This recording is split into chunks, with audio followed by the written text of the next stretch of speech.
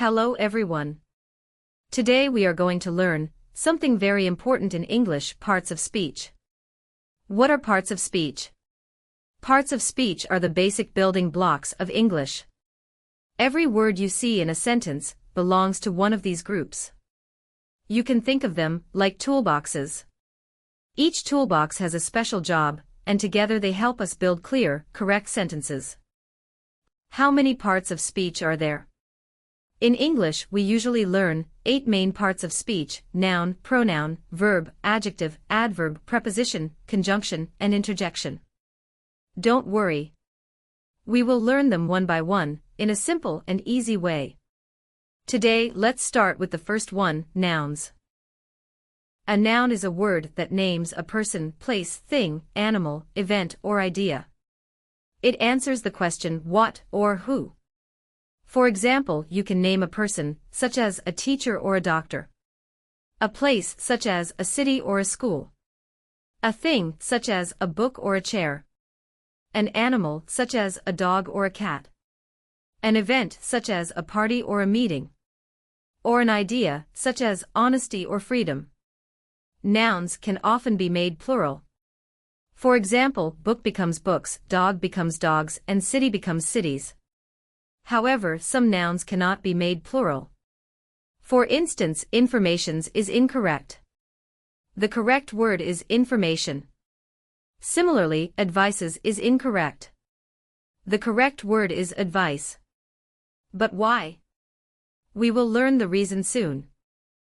There are different types of nouns, and each type has its own use. Let's go through them one by one. Now we start with common nouns. A common noun is a word we use for general people, places, or things.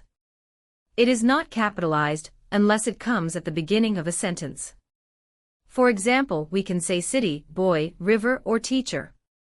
In a sentence, you could say, the teacher reads a book. Here, teacher and book are common nouns, because they refer to any teacher or any book, not a specific one. Next is proper nouns. A proper noun names a specific person, place, or thing. Proper nouns are always capitalized to show that they are unique and not general. For example, Tokyo, Rover, the Bible, or Mount Everest. You could say, Sarah lives in Paris. Here, Sarah and Paris are proper nouns, because they name a specific person and a specific place. Then we have countable nouns. Countable nouns are things you can count. They have both singular and plural forms. And you can use words like a and many, few, or several with them. For example, apple or apples, car or cars. You could say, I bought 2 apples. Here, apples is a countable noun because you can count them. Now let's talk about uncountable nouns, also called mass nouns. These nouns cannot be counted and do not have a plural form. You can use words like some, much, a little, or a lot of with them.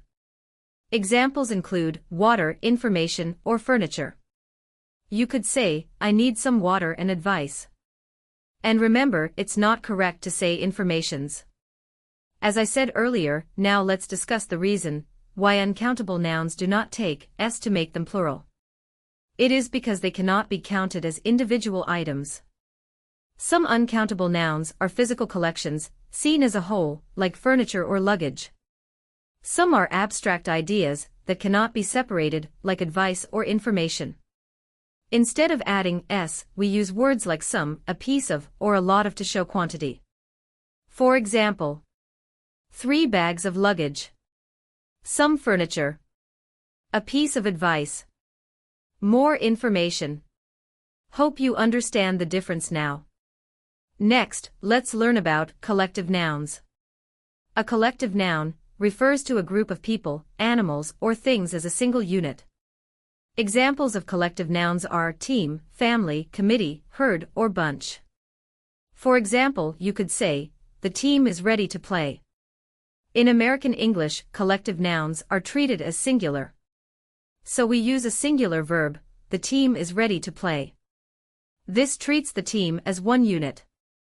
In British English, collective nouns can be treated as plural, so we use a plural verb. The team are ready to play. This treats the team as individual members. Hope you understand.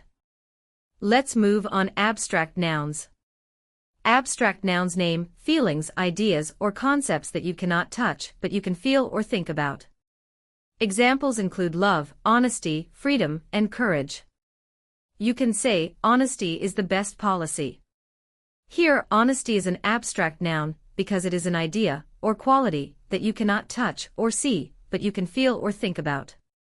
Finally, there are concrete nouns. Concrete nouns are physical objects that you can see, hear, smell, taste, or touch. Examples are table, cat, perfume, or apple. You can say, the cat sleeps on the table. Here, cat and table are concrete nouns because they are physical objects that you can see, touch, or interact with. This is a quick recap to help you remember everything we learned today. I hope you understood the lesson. We will continue with the rest of the parts of speech in the coming lessons. Thank you for watching.